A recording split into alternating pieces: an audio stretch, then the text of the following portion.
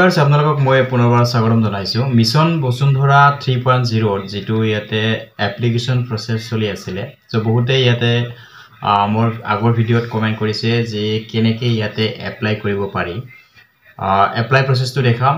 লগতে পেমেন্ট প্ৰসেসটো আপোনালোকক দেখুৱাম সো প্ৰথমতে আপুনি দেখিব ইটো হৈছে সাইট basundhara.assam.gov.in এই সাইটত অহাৰ পিছত তলত যেতিয়া আপুনি স্ক্ৰল কৰিব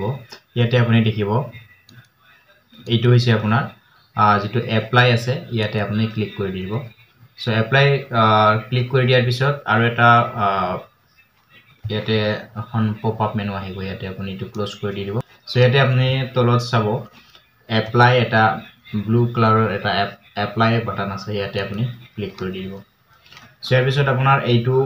পেজ খুল খাইছে ইয়াতে লগইন পেজ যদি আপুনি প্ৰথমবাৰ ইয়াতে আহিছে আগতে আপোনাৰ ইয়াতে একাউন্ট কৰা নাই ৰেজিষ্ট্ৰেচন কৰা নাই তেতিয়াহলে আপুনি ৰেজিষ্ট্ৰেচনত গৈ পেলাই প্ৰথমতে আপুনি মোবাইল নম্বৰ সকলোবিলাক দি পেলাই আপুনি ইয়াতে ৰেজিষ্ট্ৰেচন কৰি ল'ব ইয়াৰ পিছত লগইনত আহিব লাগিব আপুনি সো লগইনত ক্লিক কৰি দিব সো আপোনালোকে যেটো সাইট তাত আপোনালোকে লগইন কৰাৰ পিছত এনেদৰে আপুনি দেখিবলৈ পাব ইয়াতে আগৰ যেটো বসুন্ধৰা 2.0 ত আপোনালোকে ইয়াতে কামখিনি কৰিছিল সকলোবিলাক ইয়াতে দেখিছে আৰু তলত এটা অপচন দেখিছে ইয়াতে ৰি এপ্লাই গতিকে আপুনি কি কৰিব লাগিব সিম্পলি যেটো ৰি এপ্লাই আছে ৰি এপ্লাইত আপুনি ক্লিক কৰি দিব লাগিব সো ৰি এপ্লাইত ক্লিক কৰি দিয়াৰ পিছত আপোনাৰ ইয়াতে এপ্লিকেশনৰ কন্টিনিউ টু ট্ৰেক এটা অপচন আহিছে ইয়াতে কন্টিনিউ টু ট্ৰেক অপচনটো আহিব ইয়াতে আগৰ বসুন্ধৰা সকলোখিনি ডাটা ইয়াতে শো কৰিছে সো প্ৰথমতে আপুনি ইয়াতে যিখিনি ডকুমেন্টস সেই ডকুমেন্টস খিনি আপুনি ইয়াতে আপলোড দিব লাগিব আৰু ইয়াতে চেক ৰিভিউ ফৰ ইওৰ এপ্লিকেশনত আপুনি যাব লাগিব আৰু ইয়াতে আপুনি ডকুমেন্টস খিনি আপলোড দিব লাগিব গতিকে ডকুমেন্টস আপলোড দিবৰ কাৰণে ইয়াতে সিম্পলি ক্লিক কৰি দি দিব সো ইউ ক্যান আপলোড ইয়াতে মাল্টিপল ফাইল হিয়াৰ বুলি দেখুৱাইছে সো ইয়াতে আপুনি চুজ ফাইলত যাব চুজ ফাইলত যোৱাৰ পিছত ইয়াতে আপোনাৰ যিখিনি আছে যি আপোনাৰ ডকুমেন্টস আছে হেবিলাক ইয়াতে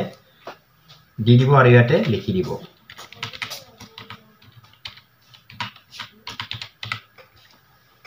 সো ইয়াতে আপলোড হোৱাৰ পিছত আপলোড ডকুমেন্টছত ক্লিক কৰি দিব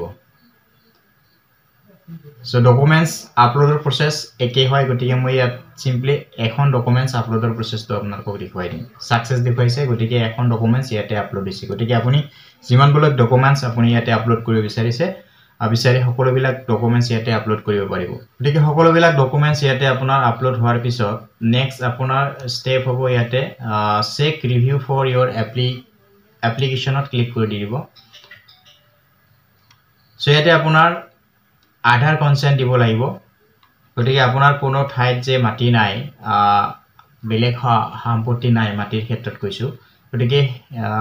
আৰু আপুনি ইণ্ডিয়ান সিটিজেন হয় গতিকে এটো আপোনাৰ আধাৰ কনসেন্টৰ জৰিয়তে ইয়াতে প্ৰুফ কৰিব লাগিব সিম্পলি ইয়াতে আধাৰত ক্লিক কৰি দিব আৰু যিবিলাকৰ আধাৰ নাই তেতিয়ালৈকে নো আধাৰত অপচন এটা আহিব হিটোত আপুনি ক্লিক কৰি দিব সো ইয়াতে আপুনি আধাৰ নম্বৰটো দিব আৰু আধাৰ নম্বৰৰ লিংক থকা মোবাইল নম্বৰ এটা কি যাব আপোনাৰ ওটিপি যাব গতিকে এই প্ৰসেসখিনি আপুনি এতিয়া কৰিব সো মই ইয়াতে ওটিপিটো ইয়াতে দি দিছো আৰু 5 মিনিটৰ ভিতৰত আপুনি ওটিপিটো ইয়াতে ইনপুট কৰিব লাগিব গতিকে মই ওটিপিটো কৰি ভেৰিফাইড ক্লিক কৰি দিম গতিকে মই ইয়াতে ওটিপিটো দিছো আৰু তলত যেটো ভেৰিফাই অপচন আছে ইয়াতে ভেৰিফাইড ক্লিক কৰি দিছো সো ইকুএসি ভেৰিফাই আছে ওকে ক্লিক কৰি দিছো ইয়াৰ পিছত আপোনাৰ নেক্সট ইয়াতে লৈ যাব কি কাৰণত আপোনাৰ এপ্লিকেশনটো ৰিজেক্ট হৈছে ইয়াতে দেখুৱাইছে আৰু আপুনি ৰিভিউৰ এটা ৰিজন আপুনি দিব লাগিব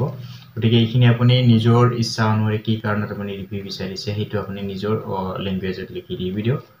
সো এটো ৰিভিউ ৰিজনটো মই লিখি দিছো যদি আপোনালোকে দিব বিচাৰিছে ইয়াতে দিব পাৰিব ইয়াৰ পিছত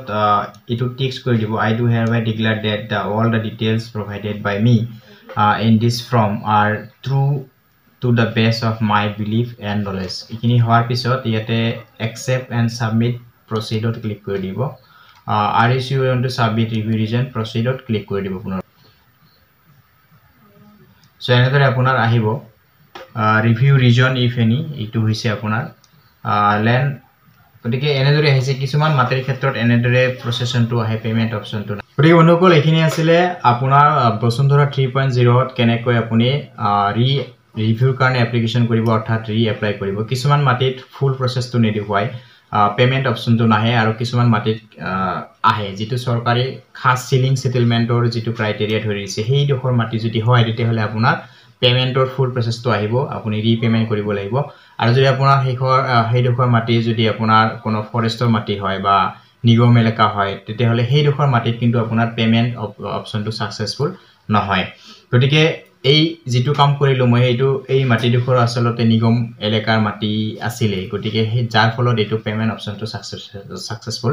বা পেমেন্ট অপশনটো নাহিলে এটো ৰিভিউৰ কাৰণে ইয়াতে সাৰ্কেল অফিসত পেন্ডিং হৈ আছে গতিকে সাৰ্কেল অফিসাৰ এটো পুনৰবাৰ ইয়াতে ৰিভিউ কৰি যদি এপ্লিকেশনৰ কাৰণে এলট কৰে তেতিয়াহলে পুনৰবাৰ ইয়াতে এপ্লিকেশন কৰিব পাৰিব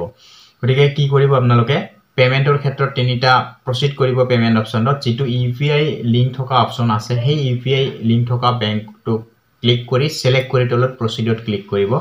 আৰু প্ৰসিডত ক্লিক কৰি দিয়াৰ পিছত পেমেন্টৰ বহুত কিলা অপশন আছে আপুনি নেট বেংকিং আপুনি ডেবিট কাৰ্ড আৰু ইউপিআই এই বিলাক অপশনৰে আপুনি পেমেন্ট কৰিব পাৰিব গতিকে ডেবিট কাৰ্ড বা ইউপিআই দুটা যিকোনো এটা আপুনি সিলেক্ট কৰি 60 रुपीस চাৰ্জ আপুনি পেমেন্ট কৰিব লাগিব আৰু পেমেন্ট কৰাৰ পিছত আপুনি একনলেজমেন্ট খন কি কৰিব লাগিব ডাউনলোড কৰিব লাগিব আৰু ডাউনলোড কৰি আপুনি ট্ৰেকত গৈ আপোনাৰ ষ্টেটাসটো সাৰ্কেল অফিসত গৈছে না নাই এটো আপুনি চেক কৰি লব পাৰিব আৰু যদি সাৰ্কেল অফিসত যোৱা নাই তেতিয়াহলে আপুনি পেমেন্টৰ ক্ষেত্ৰত আপোনাৰ যেটো একনলেজমেন্ট আছে তাত আপোনাৰ বাৰকোডটো আছে না নাই যদি বাৰকোডটো যদি নাই তেতিয়াহলে পেমেন্টটো সাকসেসফুল হোৱা নাই আপুনি ৰিফ্ৰেশ কৰিব আৰু বাৰকোডটো যদি আছে পেমেন্টৰ যেটো আপুনি স্ক্যান কৰি পেমেন্ট কৰাৰ অপশনো আছে হেতু যদি থাকে তেতিয়া আপোনাৰ পেমেন্টটো সাকসেসফুল হ'ব এখিনি আছিল বন্ধুসকল বসুন্ধৰা 3.0 সকলোখিনি ডিটেইলছ মই আপোনালোকৰ সৈতে শেয়াৰ কৰিলো ভিডিওটো শেয়াৰ কৰি দিব চেনেললৈ যদি প্ৰথমবাৰ আহিছে আপোনালোকে চেনেলটো সাবস্ক্ৰাইব কৰি ল'ব ধন্যবাদ আজি এৰিছো bye bye take care have fun